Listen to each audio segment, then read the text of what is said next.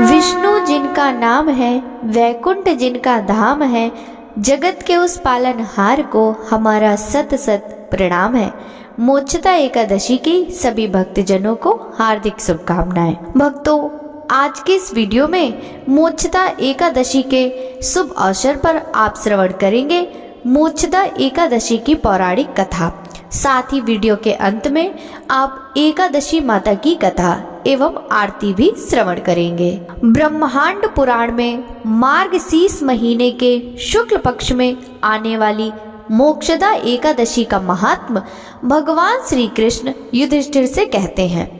युधिष्ठिर महाराज ने पूछा, हे देव देवेश्वर, मार्गशीर्ष के शुक्ल पक्ष में आने वाली एकादशी का क्या नाम है? उसे किस प्रकार करना चाहिए? किस देवता को पूजना चाहिए? कृपया इस विषय पर विस्तार से कहें। भगवान श्री कृष्ण ने कहा, मार्गशीर्ष के शुक्ल पक्ष में आने वाली एकादशी मोक्षदा एकादशी कहलाती है। इसकी महिमा सुनने से वाजपेय यज्ञ का फल प्राप्त होता है। यह एकादशी पाप हरण करती है। हे राजन, इस दिन तुलसी मंजरी और धूप दीप के साथ भगवान दामोदर की पूजा करनी चाहिए। बड़े बड़े पातकों को नष्ट करने वाली मोक्षदा एकादशी की रात्रि में मेरी प्रसन्नता के लिए नृत्य, कीर्तन तथा कथा करके जागरण करना चाहिए। जिनके पूर्वज नरक में हैं, वे इस एकादशी के पुण्य को पूर्वजों को दान करने से उनको मोक्ष की प्राप्ति होती है। प्राचीन काल में वैष्णव निवासित रमणी चंपक नगर में वैखानस महाराज राज्य करते थे। वे अपनी प्रजा का संतान की भांति पालन करते थे। एक रात को उन्होंने स्वप्न में देखा कि उनके पितर नीच नरक योनि में हैं। अपने पितरों की इस अवस्था से आश्चर्यचकित होकर अगले प्रातः काल में ब्राह्मणों को बुलाकर उस स्वप्न के बारे में कहा। महाराज ने कहा, हे ब्राह्मणों, मैंने अपने पितरों को नरक में देखा है। बार बार रुदन क्रंदन करते हुए मुझे कह रहे थे, तुम हमारे तनुज हो, तुम ही हमें इस स्थिति से निकाल सकते हो। हे द्विजवर, मैं उनकी इस अवस्था से अत्यंत विचलित हूँ। क्या करना चाहिए, कहाँ जाना चाहिए, कुछ समझ में नहीं आता। हे द्विज श्रेष्ठ, कौन सा व्रत, जप, तप या योग करने से मेरे पूर्वजों का नरक से उद्धार होगा? कृपया मुझसे कहिए। मेरे जैसा बलवान और साहसी पुत्र होते हुए भी मेरे माता पिता नरक में हो तो मेरा जीवन ही व्यर्थ है। ब्राह्मण कहने लगे, राजन, निकट ही पर्वत मुनि का आश्रम है, उन्हें भूत भविष्य ज्ञात है। हे नृपश्रेष्ठ, आप उनके पास जाइए। ब्राह्मणों की बात सुनकर तत्काल राजा पर्वत मुनि के आश्रम में गए और मुनि को दंडवत करके उनके चरण स्पर्श किए। मुनि ने भी राजा का कुशल क्षेम पूछा। महाराज कहने लगे, स्वामिन, आपकी कृपा से राज्य में सब कुशल है, किंतु मैंने स्वप्न में देखा कि मेरे पूर्वज नरक में हैं। कौन से पुण्य से उनको मुक्ति मिलेगी? कृपया आप कहिए। राजा के वचन सुनकर मुनि कुछ काल ध्यानस्थ हुए और राजा से कहा, महाराज, मार्गशीर्ष महीने के शुक्ल पक्ष को मोक्षदा एकादशी आती है। उस व्रत का आप भी पालन करके उसका पुण्य पूर्वजों को दान कीजिए। उस पुण्य के प्रभाव से उनकी नरक से मुक्ति होगी। भगवान श्री कृष्ण ने कहा, हे युधिष्ठिर, मुनि के वचन सुनते ही राजा ने घर लौटकर एकादशी व्रत को धारण करके उसका पुण्य अपने पितरों को दान किया। उस पुण्य के दान करते ही आकाश से पुष्प वृष्टि हुई। वैखानस महाराजा के पिता पूर्वज नरक से बाहर निकल के आकाश में आए और राजा को कहा, पुत्र, तुम्हारा कल्याण हो। इस आशीर्वाद को देकर वे सब स्वर्ग में गए। इस प्रकार जो कोई चिंतामणि समान इस एकादशी का व्रत करेगा, उसे मृत्यु के बाद मोक्ष मिलेगा। जो इस महात्म को सुनेगा, पढ़ेगा, उसे वाजपेय यज्ञ के फल की प्राप्ति होगी। प्रेम से बोलिए भगवान श्री कृष्ण चंद्र की जय। भक्तों, अब आप सुनिए एकादशी माता की कथा। एक बार एक राज्य में एक राजा रहा करता था। राजा बहुत ही बुद्धिमानी और बलशाली था। राजा सदैव अपनी प्रजा का बहुत अच्छे से ध्यान रखता था। प्रजा भी अपने राजा को बहुत पसंद करती थी। राजा की दो बेटियां थीं। राजा अपनी दोनों बेटियों से बहुत प्रेम करता था। राजा की छोटी बेटी देखने में बहुत सुंदर और आकर्षक थी। राजा की बड़ी बेटी छोटी बेटी के मुकाबले थोड़ा कम सुंदर थी। राजा की छोटी बेटी ग्यारस माता की पूजा किया करती थी और सभी लोग राजा की छोटी बेटी से बहुत प्रेम करते थे, बहुत प्रशंसा किया करते थे। राजा भी अपनी छोटी बेटी को बड़ी बेटी से अधिक प्रेम करता था, जिस कारण राजा की बड़ी बेटी को अपनी छोटी बहन से बहुत नफरत होने लगी थी। राजा की दोनों बेटियां जब बड़ी हो गईं, तब एक पड़ोस राज्य में रहने वाला राजकुमार राजा की बड़ी बेटी के लिए रिश्ता लेकर आया।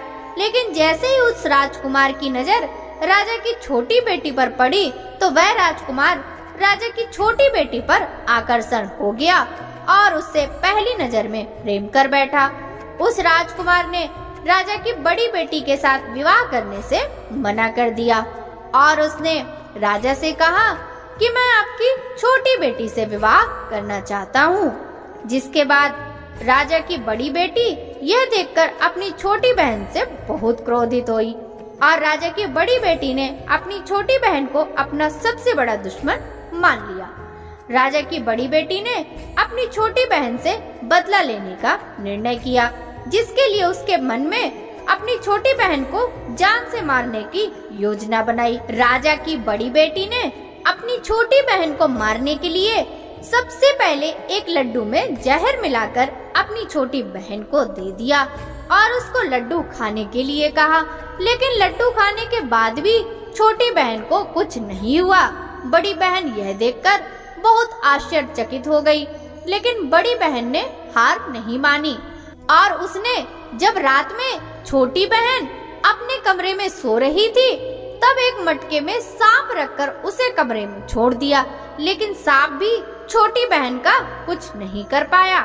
जिसके बाद बड़ी बहन ने अपनी छोटी बहन से कहा कि चलो हम लोग कुएं में से पानी भरकर लाते हैं। जिसके लिए वह अपनी छोटी बहन को पानी भरने के बहाने कुएं के पास ले गई और उसने अपनी छोटी बहन को कुएं में धक्का दे दिया। लेकिन छोटी बहन को तब भी कुछ नहीं हुआ, क्योंकि हर बार ग्यारस माता उसकी रक्षा कर रही थी और उधर बड़ी बहन अपने सारे प्रयासों के बाद असफल हो रही थी, जिससे वह बहुत क्रोधित होती जा रही थी। फिर उसने अपनी छोटी बहन के पास जाकर उससे खुद ही पूछा कि मेरी छोटी बहन, तुमको पता है भगवान ने सबकी मृत्यु एक निश्चित समय पर लिखी हुई है और कैसे तुम्हारी मृत्यु होगी, क्या तुम यह जानती हो? तब छोटी बहन ने अपनी बड़ी बहन को बताया कि हाँ, मैं जानती हूँ मेरी मृत्यु कैसे होगी। छोटी बहन से यह सुनकर बड़ी बहन मन ही मन बहुत प्रसन्न होने लगी और उसने अपनी छोटी बहन से कहा कि तुम मुझे अपनी मृत्यु का राज बताओ।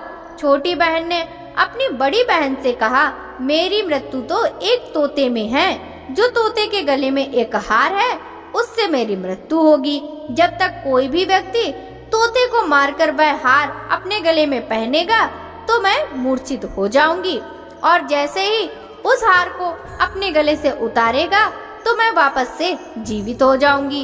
अपनी छोटी बहन की मृत्यु का राज जानकर बड़ी बहन बहुत खुश हो गई और उसने अपनी छोटी बहन को मारने के लिए उसके पालतू तोते को ढूंढना शुरू कर दिया।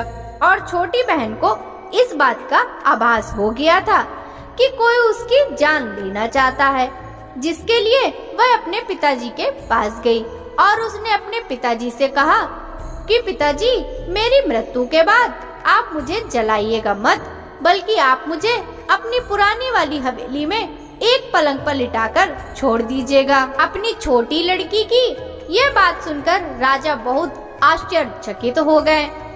राजा ने अपनी छोटी बेटी से पूछा, बेटी तुम ये क्या कह रही हो? तब राजा की छोटी बेटी ने बताया, पिताजी, समय किसी के लिए नहीं रुका है, कब क्या हो जाए किसी को कुछ पता नहीं। फिर राजा ने अपनी छोटी बेटी से कहा, तुम ऐसी बातें क्यों कर रही हो? 2-3 दिन में तुम्हारा विवाह है।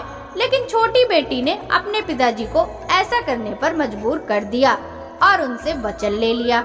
राजा ने भी अपनी छोटी बेटी की बात स्वीकार कर ली और 2-3 दिनों के बाद जब शादी का समय आया तब राजकुमार बारात लेकर राजा के घर आया और राजकुमार और राजा की छोटी बेटी का विवाह शुरू हो गया। जैसे ही राजा की छोटी बेटी राजकुमार के साथ फेरे लेना शुरू करती है तो उसकी बड़ी बहन अपनी छोटी बहन के कमरे में जाकर उसके तोते को पकड़ लेती है और उसको जान से मार देती है। तोते की गले में जो हार था उसको अपने गले में धारण कर लेती है। जैसे ही बड़ी बहन उस हार को अपने गले में धारण करती है तो उधर छोटी बहन 3.5 फेरे ही ले पाती है और वहीं पर बेहोश होकर गिर जाती है। जिसके बाद राजा ने बड़े बड़े वैद्यों को बुलाया और अपनी छोटी बेटी का इलाज करने के लिए कहा। राजा की बात सुनकर वैद्य ने छोटी बेटी को जब चेक किया तो राजा को बताया, आपकी छोटी बेटी ना तो जीवित है और ना ही मरी हुई है। यह मैं ऐसा पहली बार देख रहा हूँ। राजा ने वैद्य को यह बात बाहर बताने से मना कर दिया और उनको कहा कि अगर तुमने यह बात किसी को बाहर बताई तो हम तुम्हें फांसी दे देंगे। राजा ने अपनी छोटी बेटी को पुराने महल में जाकर एक पलंग में लिटा दिया और वहां पर कुछ सैनिक तैनात कर दिया। राजा वापस अपने महल लौट आया। राजा की बड़ी बेटी अपने पिताजी के पास आई और कहने लगी, पिताजी अगर यह शादी संपन्न नहीं हुई तो आपकी इज्जत का क्या होगा? आप कहें तो मैं आपकी इज्जत बचाने के लिए राजकुमार से शादी करने के लिए तैयार हूँ। जिसके बाद राजा ने अपनी बड़ी बेटी की बात मान ली और राजा ने बड़ी बेटी को छोटी बेटी के कपड़े पहनाकर मंडप पर भेज दिया। लेकिन राजकुमार यह जान गया कि यह राजा की छोटी बेटी नहीं है बल्कि यह राजा की बड़ी बेटी है। लेकिन जब राजकुमार ने शादी करने से मना किया, सभी लोगों ने राजकुमार को विवश करके राजा की बड़ी बेटी से बचे हुए फेरों को संपन्न करा दिया और विवाह करा दिया। जिसके बाद राजकुमार राजा की बड़ी बेटी को अपने महल ले गया। राजकुमार राजा की बड़ी बेटी से न तो बात करता था और न उसको पसंद करता था और न ही उसके आसपास भटकता था। राजकुमार ने यह फैसला लिया था कि वह अपनी प्रेमिका को ढूंढ कर रहेगा और यह जानकर रहेगा कि उसके साथ क्या हुआ है। एक दिन राजकुमार अपने घोड़े पर सवार होकर राजा के पुराने महल के पास पहुंच गया, जहां पर उसने कुछ सैनिकों को देखा।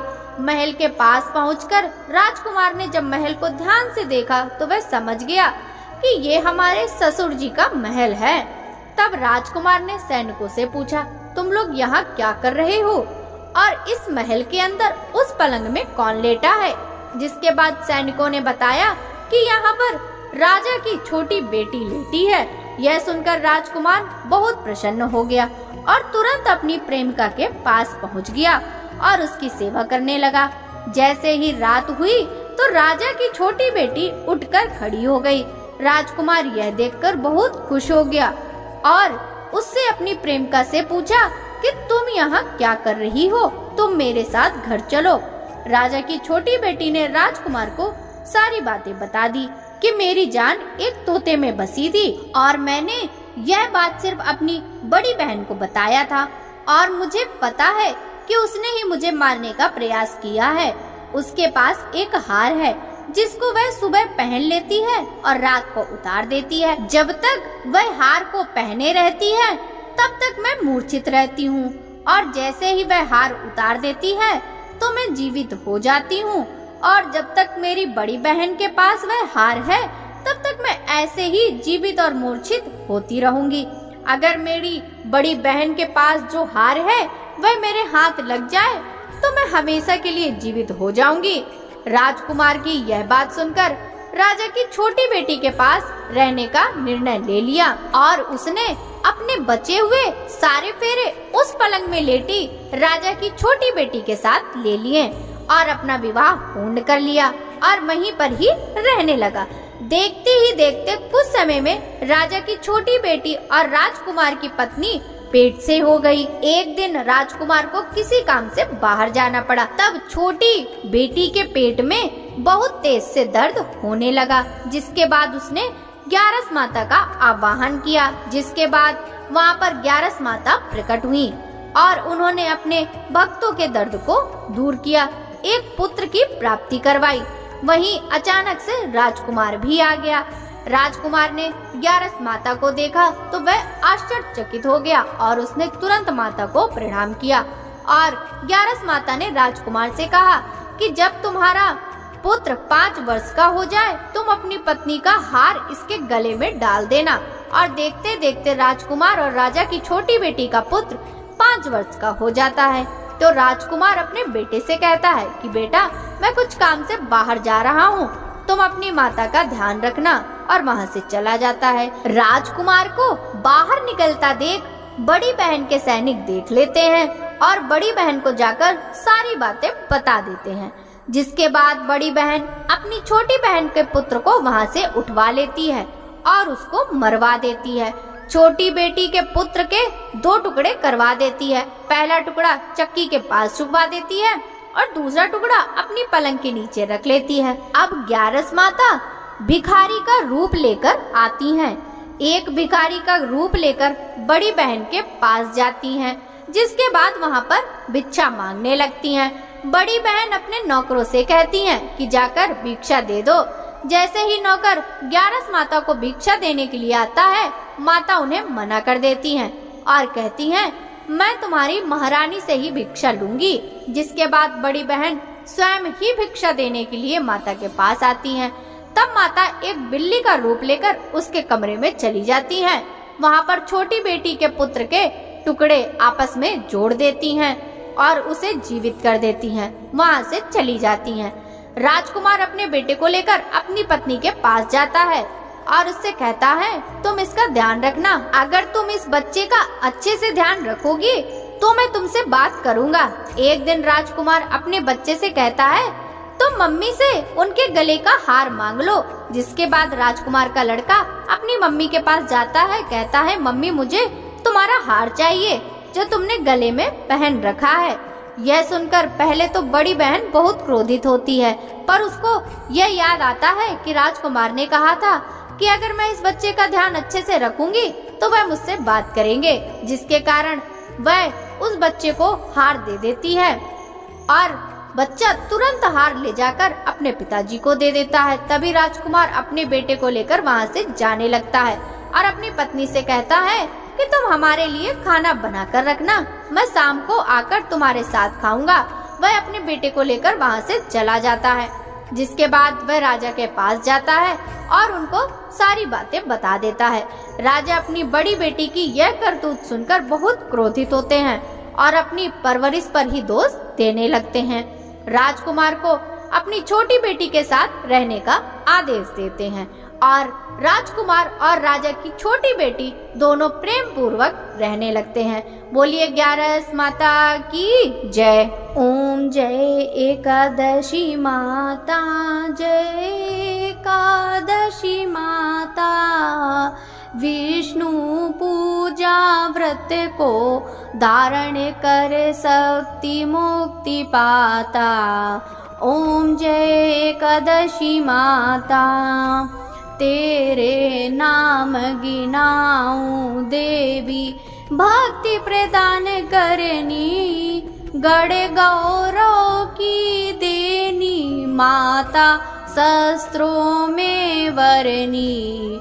ओम जय एकादशी माता, मार्गशीर्ष के कृष्ण पक्ष की उत्पन्ना विषतारिणी जनमी, शुक्ल पक्ष में हुई मोक्षदा, मुक्तिदाता बन आई।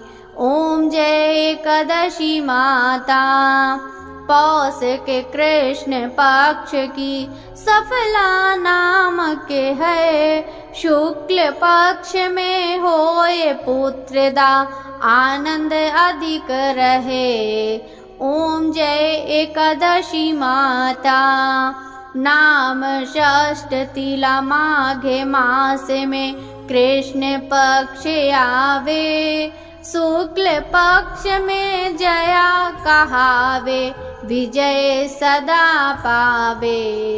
ओम जय एकादशी माता, विजया फागुन कृष्ण पक्ष में शुक्ला आमल की, पाप मोचनी कृष्ण पक्ष में चैत्र महाबली की। ओम जय एकादशी माता, चैत्र शुक्ल में नाम कामदा धन देने वाली, नाम बरुथनी कृष्ण पक्ष में वैशाख महावाली। ओम जय एकादशी माता, शुक्ल पक्ष में होए मोहिनी, अपरा ज्येष्ठ कृष्ण पक्षी, नाम निर्जला सब सुख करनी, शुक्ल पक्ष रखनी।